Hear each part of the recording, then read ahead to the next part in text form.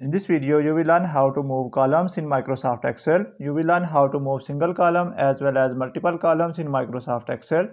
Currently, you can see here, I have 3 columns in this table. First one is the first name, second one is the last name, and third one is the full name.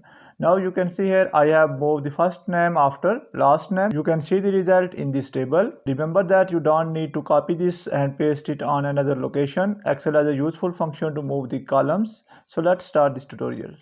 If this video is helpful for you, then please like this video and subscribe our channel for more informative videos. In a separate sheet, I have already entered the data to save time. Firstly, you will learn how to move single columns. Currently, I am interested to move the first name after the last name. Select the column.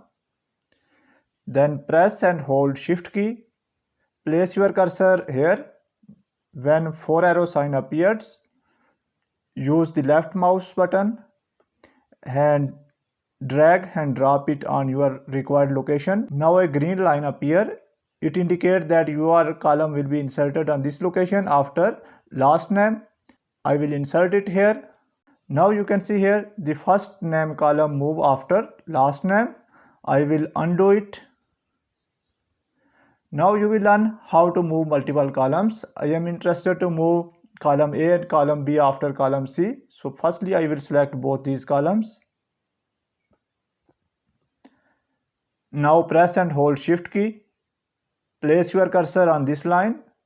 When 4 arrow sign appeared, use the left mouse button and drag and drop it on your required location. Now you can see here a green line appeared here. It means that these columns will be moved after this line.